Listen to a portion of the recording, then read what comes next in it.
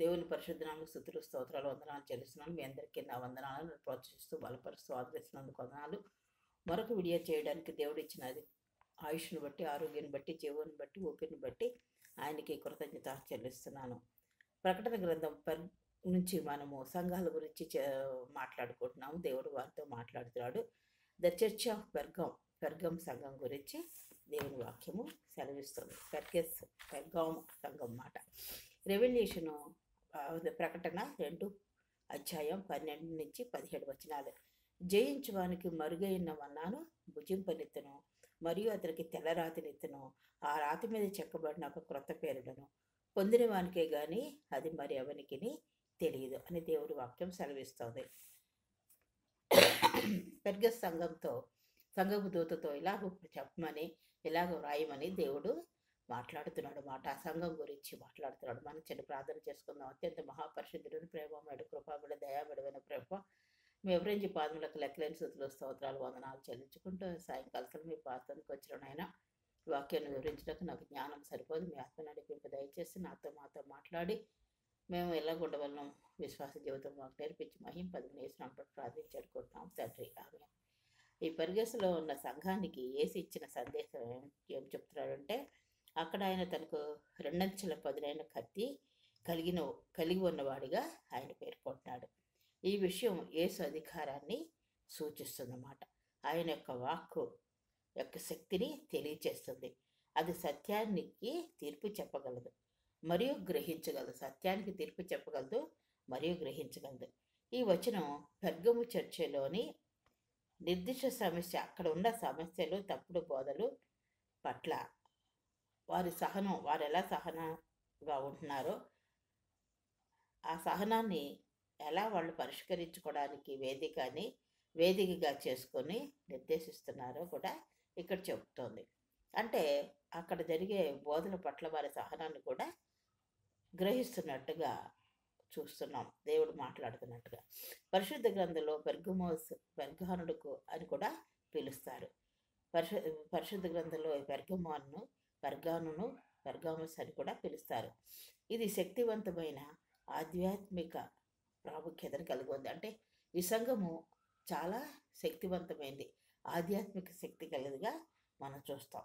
ముఖ్యంగా ప్రకటన పుస్తకంలో ఇది బాహ్యంగా అభివృద్ధి చెందుతున్నప్పటికీ లోక ప్రభావాలు మరియు విగ్రహారాధన రాజీ పడిన చర్చను సూచిస్తుంది. ఇది చూడడానికి బాహ్యంగా చాలా అభివృద్ధి చెందినప్పటికీ కూడా విగ్రహారాధన మరియు విగ్రహారాధనకి రాజీ పడిపోయి విగ్రహారాధన చేస్తున్నట్టుగా, ఇంకా లోక ప్రభావాలు ఇవన్నీ కూడా ఇక్కడ మనం చూస్తాం.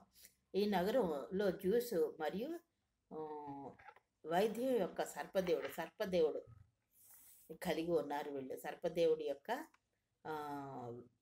వైద్యానికి సర్పదేవుడు ఈ జ్యూస్ ఆధారిస్తున్నట్టుగా మనం ఇక్కడ చూస్తాం. అంతేకాకుండా వివిధ దేవుళ్లకు అంకితం చేయబడిన దేవాలయాలకు ఈ రోమన్ సామ్రాజ్యం ప్రాముఖ్యత చెందింది. వివిధ దేవతలు, దేవుళ్ళ గుళ్ళకు సంబంధించిన ఈ రోమన్ సామ్రాజ్యం ఆరాధనకు ప్రసిద్ధి చెందిందని మనం గ్రహిస్తాం.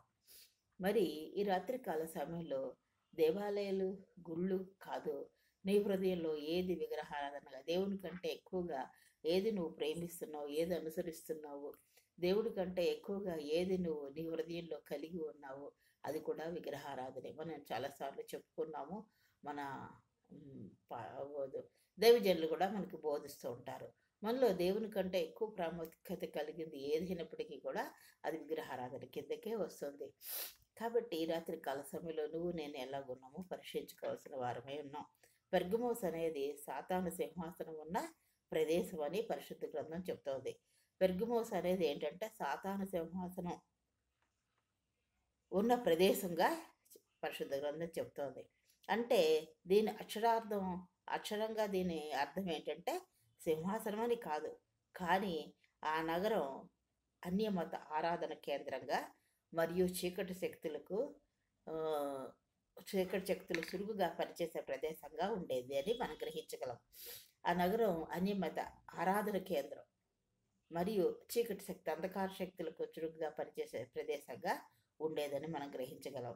చర్చిని ఉద్దేశించి ప్రసంగించడం సవాళ్ళతో కూడిన వాతావరణంలో చర్చి యొక్క విశ్వాసాన్ని ఆ చర్చిలో ఉన్న ఈ సంగతులన్నీ కూడా ఈ సవాళ్ళతో కూడిన ఆ ప్రసంగాలు అక్కడ ప్రసంగించడం కూడా వాళ్ళ యొక్క విశ్వాసాన్ని యేసు గుర్తించాడు. అలాంటి పరిస్థితుల్లో కూడా వాళ్ళ విశ్వాసం ఎలాగుందో అక్కడ బోధించడం కూడా సవాళ్ళతో కూడిన వాతావరణంగా దేవుడు గుర్తించాడు.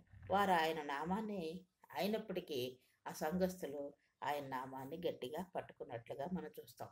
నిజమే, మనం ఏ పరిస్థితుల్లో ఉన్నా, ఎలాంటి స్థితిలో ఉన్నా, మరి మనము సిలువ వేయబడిన యేసుప్రభు వారినే చూసి మన విశ్వాసాన్ని కాపాడుకోవాలి. సంఘ పరిస్థితులు, సమాజ పరిస్థితులు ఏమైనప్పటికీ కూడా మన పరిస్థితులు, మన ప్రాబ్లంలు ఏమున్నా కూడా మన విశ్వాసాన్ని గట్టిగా పట్టుకోవాలి. దేవుని వైపే చూడాలి. విశ్వాసాన్ని మనము తిరస్కరించకూడదు, అంటే వదిలిపెట్టకూడదు. అయితే దేవుని వాక్య సత్యానికి విరుద్ధమైన కొత్త బోధనలు, అక్కడ విరుద్ధమైన కొత్త బోధనలు, వాక్యానికి వ్యతిరేకమైన బోధనలు, వాక్యానికి సత్యానికి దూరంగా, అంటే అసత్యం కలిగిన బోధనలు అక్కడ ఉన్నట్టుగా, దాన్ని కూడా వాళ్ళు సహిస్తున్నట్టుగా ఆయన గమనించినట్లుగా చూస్తున్నాం. ఏ సాయంకాల సమయంలో నువ్వు నేను ఎలాగున్నాం, మనం ఎలాగా మన విశ్వాసాన్ని కాపాడుకుంటున్నాం, ఇలాంటి అబద్ధ బోధలు, అబద్ధమైన సమస్యల్లో ఉన్నప్పుడు మనం ఎలాగ మన విశ్వాసాన్ని కాపాడుకోవాల్సిన వారమై ఉన్నామని మనం ప్రశ్నించుకోవాలి. విశ్వాసులు దేవుని వాక్యాన్ని కత్తిలాగా ఉపయోగించుకోవాలి. వాక్యమే ఖడ్గంతో పోలుస్తున్నాడు, కత్తిలాగా పోలుస్తున్నాడు. దేవుని వాక్యాన్ని కలిగి ఆ వాక్యాన్ని మనం ఉపయోగించాలని విశ్వాసులకు దేవుడు సూచిస్తున్నాడు. మోసాన్ని వ్యతిరేకంగా రక్షించుకోవాలంటే మన వాక్యాన్ని కలిగి ఉండాలి. వాక్యం కలిగి ఉండి మన విశ్వాసాన్ని గట్టిగా పట్టుకున్నప్పుడు మనం వ్యతిరేకంగా ఉన్న వాటిని మన నుంచి మనం రక్షించుకోగలం, జయించుకోగలం అని దేవుని వాక్యం సెలవిస్తుంది. మరియు వారి జీవితాల్లో సత్యాన్ని నిలబెట్టుకోవాలని ప్రోత్సహించాడు. వాళ్ళ జీవితాల్లో సంఘపు వాళ్ళతో దేవుడు మాట్లాడుతున్నాడు, సత్యాన్ని రక్షించుకోవాలి, నిలబెట్టుకోవాలని. వాళ్ళతోటే కాదు, నీతో నాతో కూడా మాట్లాడుతున్నాడు దేవుడు, సత్యాన్ని నిలబెట్టుకోవాలని, విశ్వాసాన్ని నిలబెట్టుకోవాలని. బిలాం మరియు నికోదేయుల బోధనలు అక్కడ ఉన్నాయని, అబద్ధ బోధనలు లాంటివి, అబద్ధ సభ్యుల బోధలు ప్రభావితం చేసేవిగా అక్కడ ఉన్నాయని అనుమతించాయన చర్చిని విమర్శిస్తున్నాడు. అలాంటి బోధనలు, ప్రభావితం చేసే బోధనలు, బిలాము లాంటి బోధనలు, నికోదేయుల బోధనలు లాంటి సభ్యుల బోధనలు అక్కడ ప్రభావితం చేస్తున్నట్టుగా ఆ చర్చిలో ఉన్నట్టుగా విమర్శిస్తున్నాడు. బట్ దేవుడు చెప్తున్నాడు, బిలాం బోధలు మరియు లైంగిక అనేకతను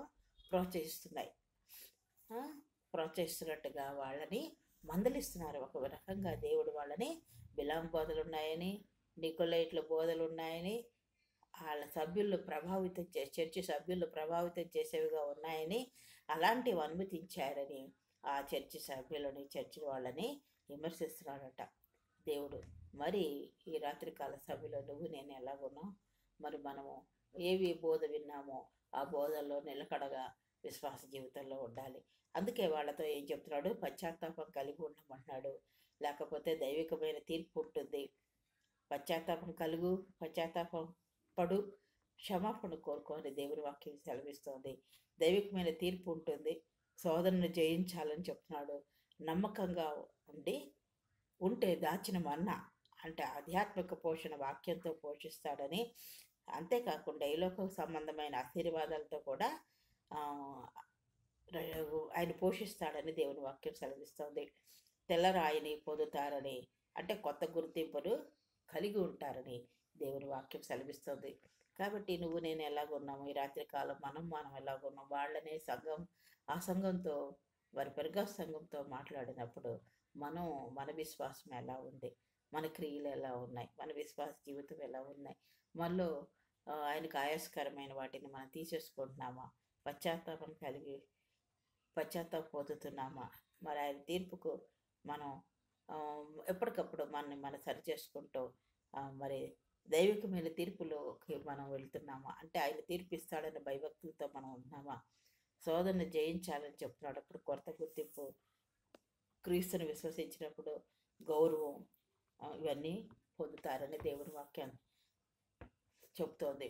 మరి రాత్రికాల సమయంలో మనం పరీక్షించుకొని అటువంటి క్రియలు మనలో ఏమైనా ఉంటే అవి మనం తీసివేసుకుంటూ విశ్వాస జీవితంలో నమ్మకంగా స్థిరులుగా క్రీస్తులో మనం అంటకట్టబడి మరి ఆయన వాక్యం అనే మన్నాతో మనం పోషింపడుతూ ముందుకు సాగిపోవాలని కోరుతూ ఈ వాక్యాన్ని నేను ముగిస్తున్నాను. దేవుడు మిమ్మల్ని అందరినీ దీవించినగా నన్ను ప్రోత్సహిస్తూ బలపరుస్తూ ఆదరిస్తున్నందుకు మీకు అందరికీ నా వందనాలు. మరి అటువంటి విశ్వాస జీవితంలో మనం ముందుకు సాగిపోవాలని కోరుతూ ఈ వాక్యాన్ని నేను ముగిస్తున్నాను. దేవుడు మిమ్మల్ని అందరినీ దీవించినగాక. నా గురించి నా కుటుంబం గురించి మీరు ప్రార్థన చేస్తున్నందుకు వందనాలు. మీ గురించి మీ కుటుంబాల గురించి మేము ప్రార్థన చేస్తున్నాము. మరి నన్ను ప్రోత్సహిస్తూ లైక్ చేస్తూ సబ్స్క్రైబ్ చేసుకుంటున్నారు. మరి అలాగే నన్ను ప్రోత్సహించాలని కోరుతూ ఈ వాక్యాన్ని నేను ముగిస్తున్నాను. దేవుడు మిమ్మల్ని అందరినీ దీవించునుగాక. ఆమేన్.